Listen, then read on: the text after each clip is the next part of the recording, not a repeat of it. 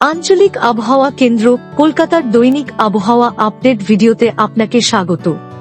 গতকাল দক্ষিণবঙ্গের সর্বোচ্চ তাপমাত্রা ছিল কলাইকুণ্ডাতে 35.1 ডিগ্রি, উত্তরবঙ্গের জলপাইগুড়ি আর বাগডোগরাতে 32.5 ডিগ্রি।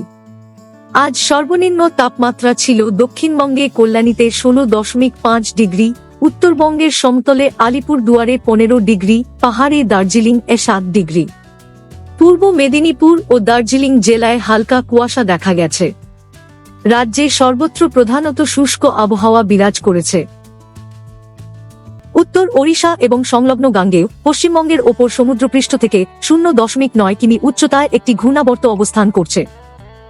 উত্তরপ্রদেশের মধ্যাঞ্চল থেকে উত্তর ওড়িশা এবং সংলগ্ন গাঙ্গে পশ্চিমবঙ্গ পর্যন্ত বিস্তৃত একটি নিম্নচাপ অক্ষরেখা উত্তর পূর্ব মধ্যপ্রদেশ, উত্তর ছত্তিশগড় ও দক্ষিণ ঝাড়খণ্ডের ওপর দিয়ে সমুদ্রপৃষ্ঠ থেকে 0.9 কিমি উচ্চতায় অবস্থান করছে।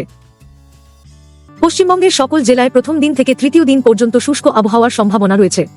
চতুর্থ থেকে সপ্তম দিন পর্যন্ত উত্তর এবং দক্ষিণবঙ্গের বিভিন্ন জেলাতে কিছু কিছু জায়গায় হালকা থেকে মাঝারি ধরনের বৃষ্টি বা বজ্রবিদ্যুৎ সহ বৃষ্টিপাতের সম্ভাবনা আছে, যা মানচিত্রে প্রদর্শিত রয়েছে। পশ্চিমবঙ্গের সকল জেলায় প্রথম দিন থেকে তৃতীয় দিন পর্যন্ত কোনো আবহাওয়া সতর্কতা বার্তা নেই।